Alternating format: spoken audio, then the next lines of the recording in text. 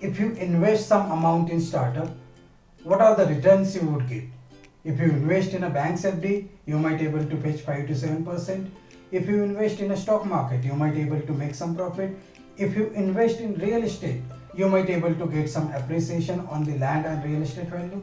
But what if you invest in a startup?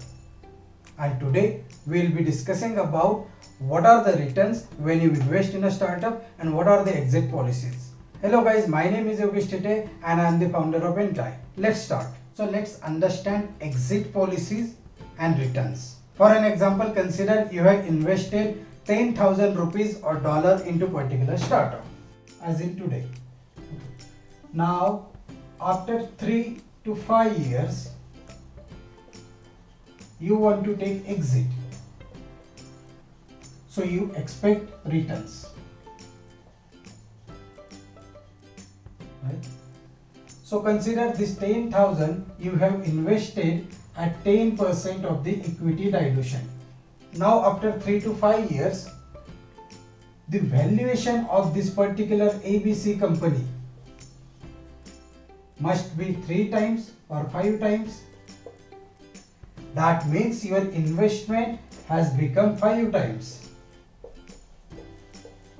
And your equity holding is 10%. Now you want to take exit by selling 10% and getting 50,000. So this is your return. Okay. So whenever you invest in a startup, the returns are most likely higher than the all possible investments. From stock market perspective, from real estate perspective, from FD perspective, or any sort of investment. And that is why more and more people are becoming angel investor, because they can triple their money in a 1 or 2 years.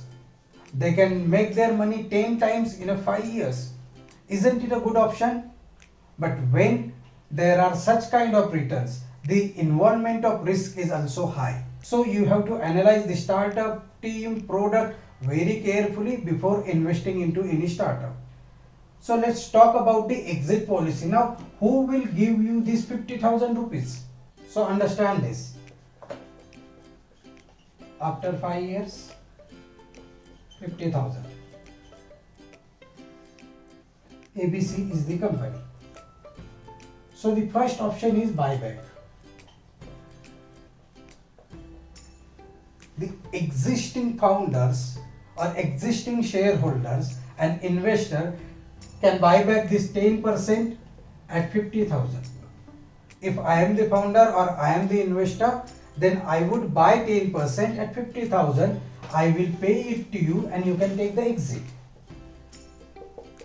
This is one option, but it happens when the company is in good stage and founders and the existing investors are in position to buy back. What if they are not in position to buy back? Then there is a second option, next round of fund. If at all there is new fund requirement, so the investor and board will decide we need to give you the 10% exit plus we need 1 lakh rupees.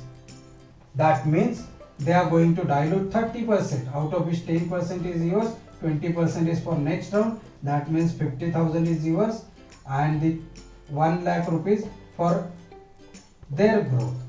Now the new investor would be coming in at 30%, okay, and he would be investing 1,50,000. Out of this 1,50,000, again 50,000 will be going here and 1 lakh would be going to the company ABC. There might be a situation wherein startup don't need the funds, so they can only plan a round for your exit.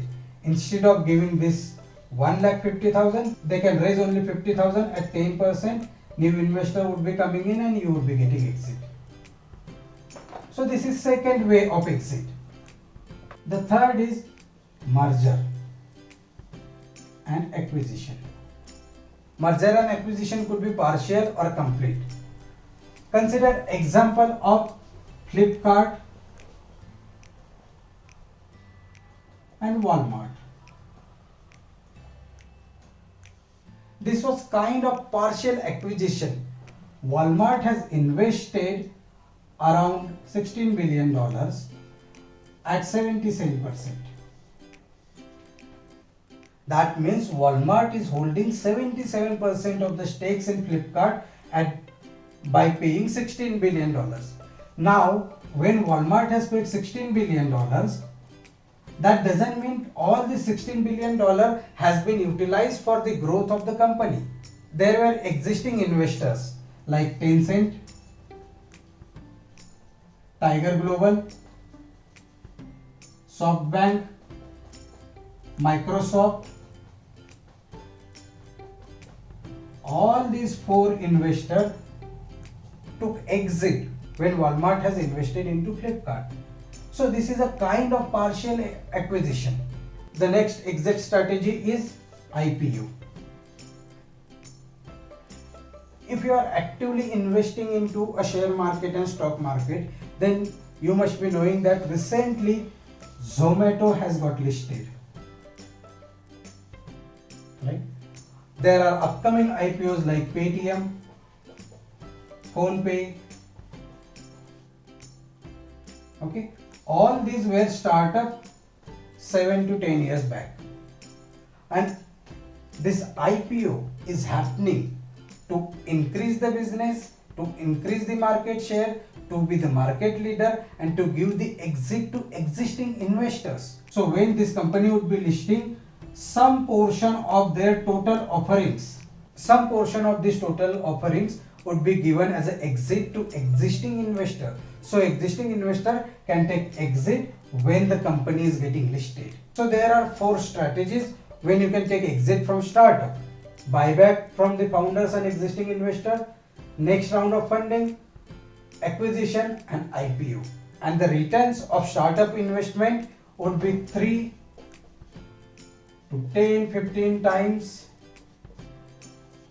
in 3 to 10 years. This is, I am talking very generic. There are the cases wherein the investor has got 50 times returns, 100 times returns. But you have to analyze your capacity, your risk appetite, and then you have to invest. All this we have talked about if you are investing in a startup on the basis of equity, a pure equity. There is another type of investment which we call it debentures. This is similar like loan. You would be giving me 1 lakh rupees at the rate of 10% interest annually as an unsecured loan, and I would be paying you at the 10% with the principal. This is nothing but a pure debenture. One is equity wherein you become a part of, you own some portion of that particular startup. In this case, you are getting returns on an interest. Another is in between equity and debentures. That is convertible notes. Let's understand convertible notes. Consider this is the case wherein you have paid me 1 lakh rupees at the rate of 10% per annum, and I have taken this amount for 2 years. That means I have to pay you 1,20,000 after 2 years, right? So this is the scenario of after 2 years. Now you think a company is good, a startup is good, we can grow faster. You have got the confidence. Now you have got the trust that okay, your money would be safe and you would get higher return. Now you want to convert this 1,20,000 into equity at that time of valuation. So this 1,20,000 would be converted into equity, and whatever is the 1%, 2%, 3% is the equity dilution that would happen, and you would be having an investment as an equity.